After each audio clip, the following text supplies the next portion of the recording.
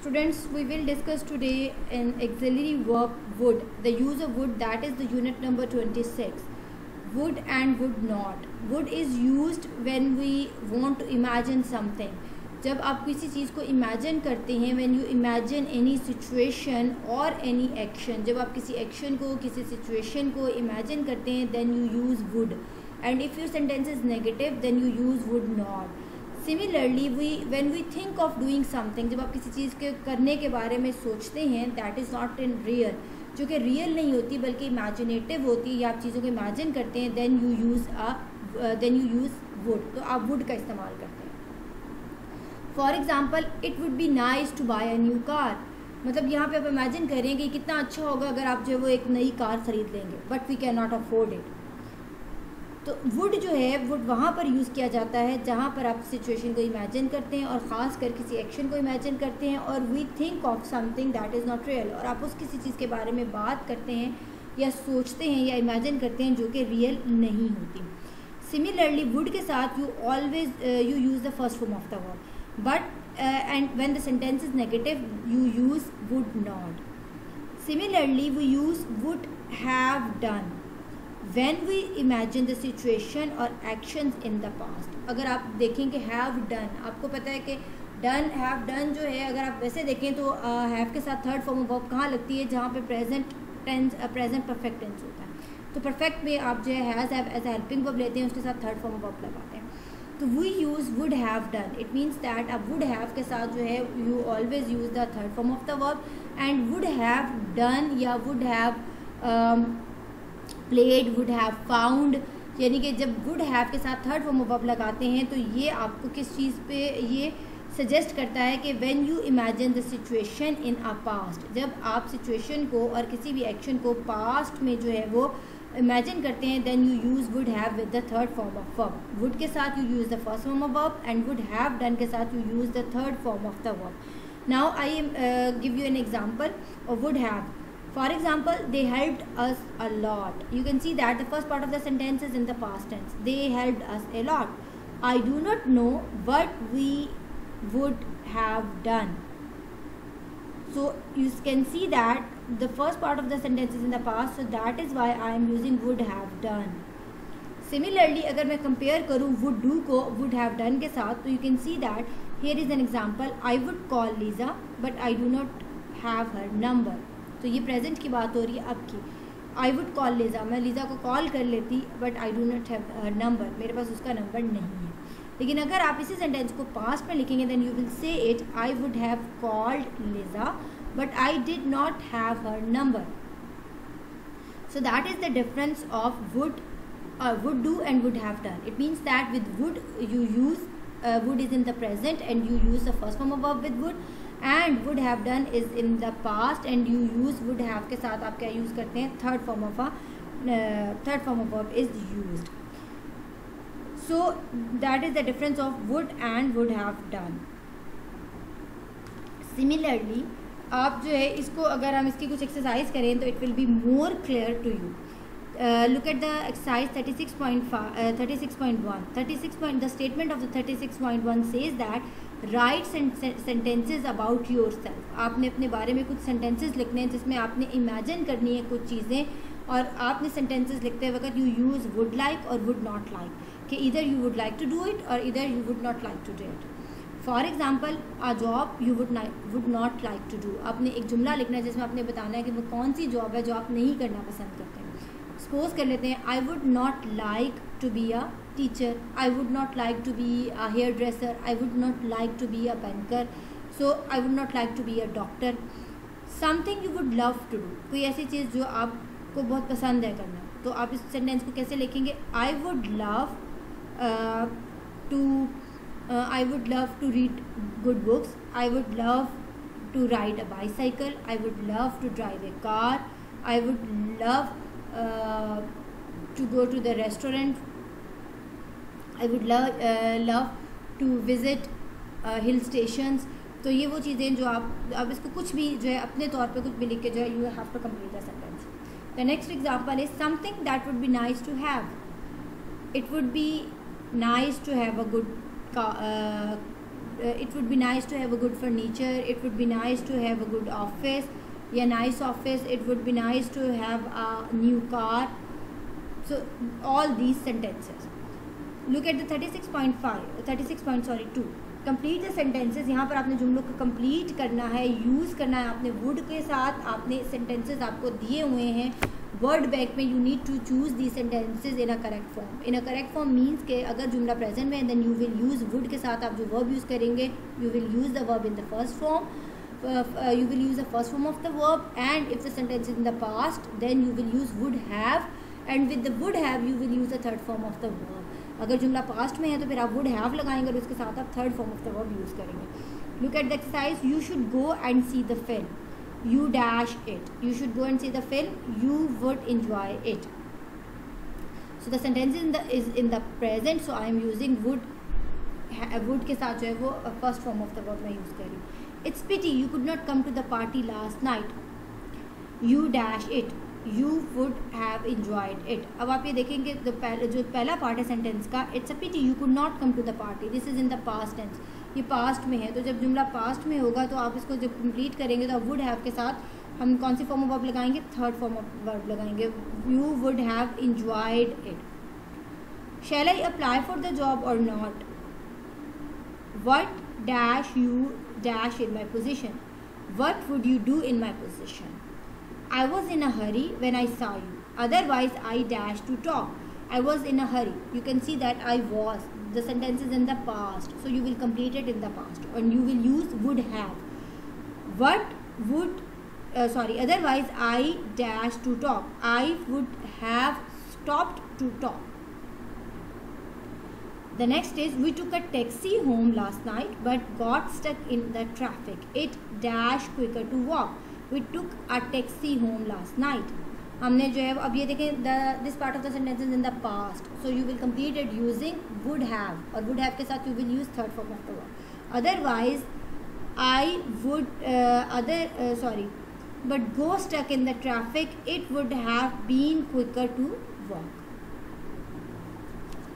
Similarly आपने जो है 36.4 देखें, इसमें आपने जो है right sentences using promised plus would और वुड नॉट. आपने जुमले कंप्लीट करने हैं, उनमें आपने प्रॉमिस्ड का वर्ड लगाना है, उसके साथ आपने वुड या वुड नॉट का जो है वो वर्ड लगाकर उसको कंप्लीट करना है. The second one is, I wonder why Steve has not called me. He promised he would call या he would call me. Why did you tell Jane what I said. You promised you would not tell Jane. I am surprised they did not wait for us. They promised they would wait. They promised they would wait for us. Now the next is 36.5. You have to complete the sentences. Use would not और उसके साथ आपने कोई suitable word खुद से लगाना है after reading the sentence, after reading the statement. I asked Amanda what had happened, but she dashed me. But she would not tell me. Paul was very angry about what I had said and dashed to me for 2 weeks and would not speak to me for 2 weeks. Martina insisted on carrying all the luggage. She dashed me help her. She would not let me help her. So this is the use of head, unit number 36. Now come to the unit number 37, that is use of can, could, would you. अब again जो है we have already discussed this thing कि can आप वहाँ पर use करते हैं जहाँ पर possibility होती है to do something, कुछ करने की possibility होती है, वहाँ पर आप can यूज़ करते हैं. can means आप कर सकते हैं, और could is the past of can, और could जो है वो past है जी can का. तो कैन और कुड जो है वो कहाँ पर यूज़ किया जाता है, और वुड जो है आपको पता है कि इसके अलावा जो है जब आप कुछ लोगों से रिक्वेस्ट करते हैं या कुछ ऑफ़र करते हैं, परमिशन सीख करते हैं, इनविटेशन देते हैं, तब भी आप कैन और कुड और वुड यूज़ करते हैं. कैन जो है वो प्रेजेंट में यूज़ होता है और कुड जो है वो पास्ट में जो है वो यूज़ किया जाता है. सो ये we have already discussed the use of can and could. Now come to the exercise, it will be more clear to you.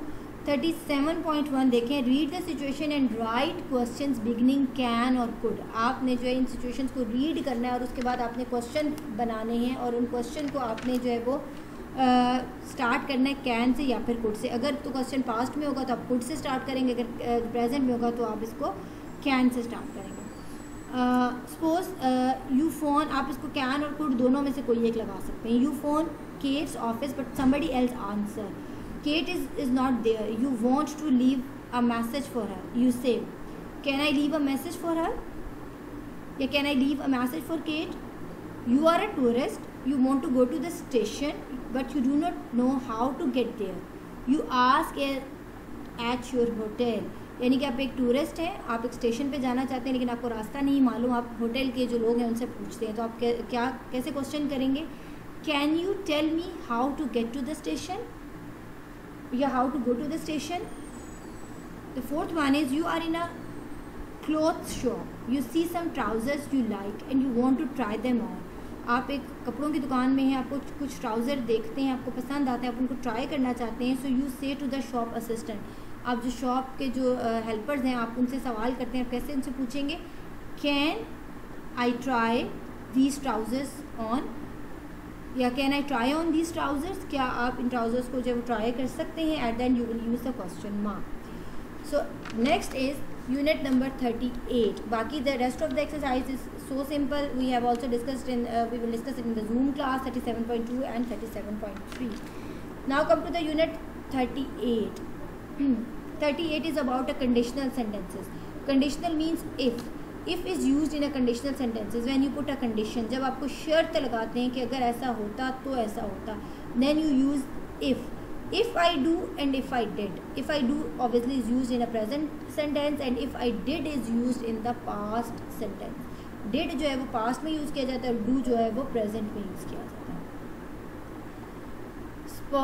For example अगर मैं इसको कंपेयर करूँ, shall we go by bus or by train. So this is a future tense के हम जो है वो बस के ज़रिए जाएंगे या ट्रेन के ज़रिए जाएंगे। लेकिन अगर आप इसको जो है वो अगर कंडीशन लगाते हैं और you use if we go by bus it will be cheaper.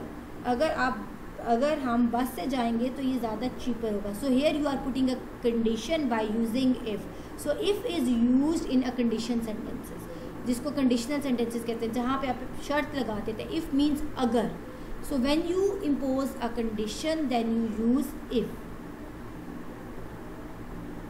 ठीक है जी।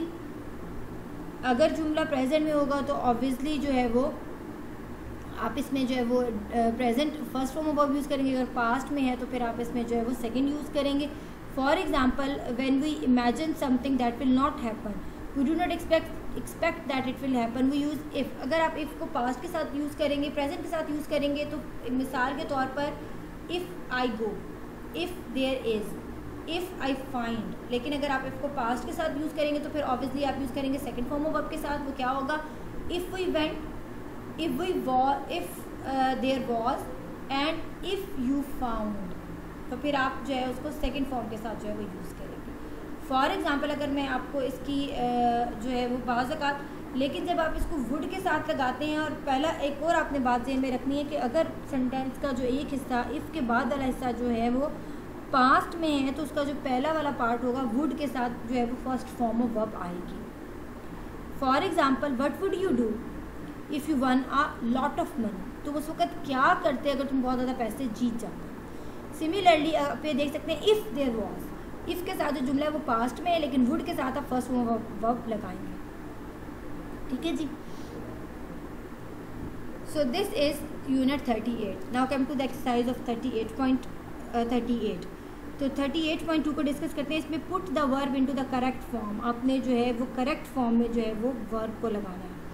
अब देखिए आपने पहला जुमले का पार्ट पढ़े, I can not afford to buy a car. It means कि ये प्रेजेंट में है तो इसका मतलब है इफ़ के साथ आप पास्ट की फॉर्म लगाएंगे। अभी मैंने आपको बताया कि अगर इफ़ के साथ पास्ट लगा होगा तो जो है पहले वाला जो है वो प्रेजेंट में होगा। If I bought a car I would have to borrow the money.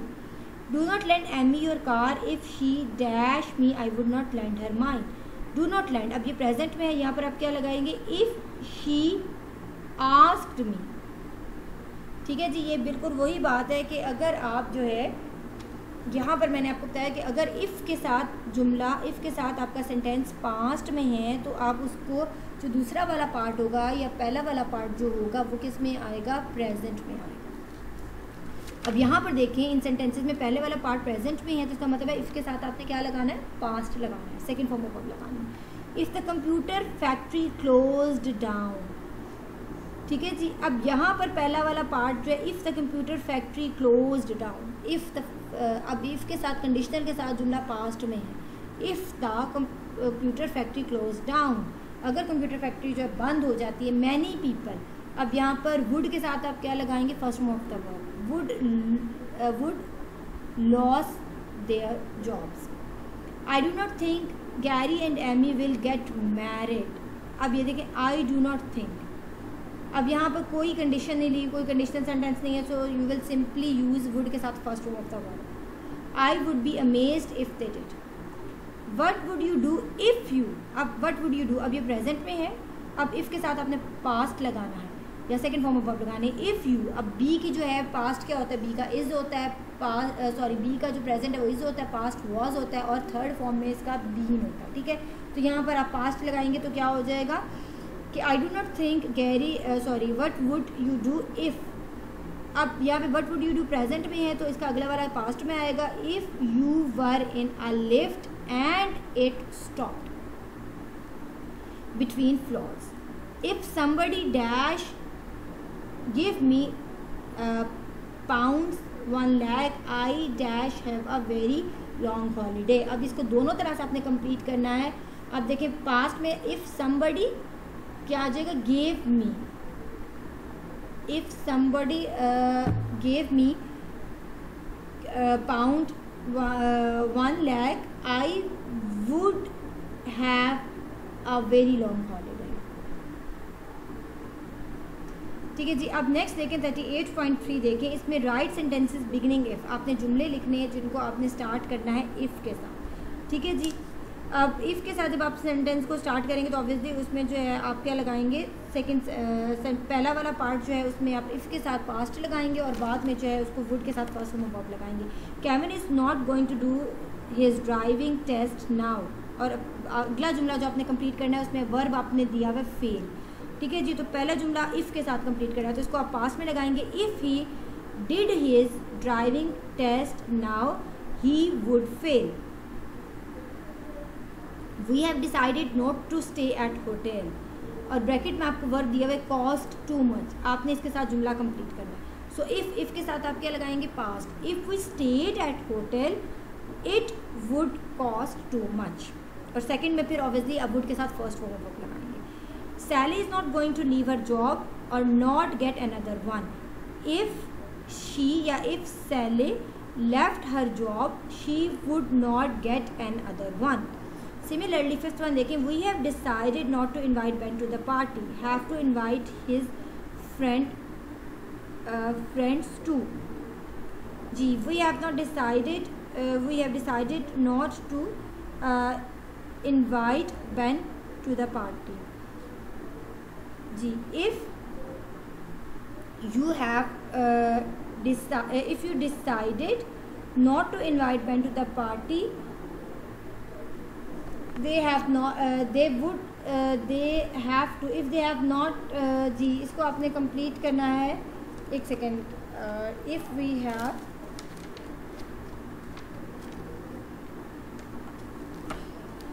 have decided not to invite Ben to the party, have to invite to his friend. If he invited Ben to the party, or he would not invite his friends too. 38.4 देखें, use your own ideas to complete these sentences, आपने अपने ideas को use करते हुए sentences को complete करना है, ठीक है जी। अब इसमें पहला वाला जो है आपने ऑलरेडी जो है, अगर आपने जो है इफ़ लगाना है तो उसके साथ आप ऑब्वियसली जो है वो पास्ट लगाएंगे। अगर इफ़ के साथ ऑलरेडी पास्ट लगा हुआ है तो आप फिर वुड के साथ फर्स्ट फॉर्म ऑफ वर्ब लगाएंगे। Look at the second one, I would be very angry if dash, if somebody stole my car, if somebody broke into my house, if somebody entered into my room without my permission, तो आप इसको कुछ भी लगा के complete कर सकते हैं, लेकिन इफ़ के साथ आप सेकंड फॉर्म ऑफ वर्ब लगाएंगे। If you bought a car, अब उसने ऑलरेडी इफ़ के साथ सेकंड फॉर्म लगा दिया, आपने क्या लगाना है, वुड के साथ फर्स्ट फॉर्म लगानी है जी। It would cost you a lot to maintain it. I would be surprised if, अब इफ़ के साथ आपने इफ़ के साथ जुमला कंप्लीट करना है, so you will use the past. If I would be surprised if he helped you, या फिर if the economic system improved, if they invited their old friends. आप इसको कुछ भी लिख के कंप्लीट कर सकते हैं। तो इफ़ के साथ आपने पास्ट लगाना है, सेकंड फॉर्म ऑफ वर्ब लगाना है। If I would be surprised if they invited their old friends, ठीक है जी। Would you mind if I did not go out with you, if के साथ जो है वो आपने पास लगाना है, इसलिए I am using did. So this is the unit number 38। If you will go through it, it will be more clear to you. Next we will discuss if with I knew and I wish, and we will discuss wish.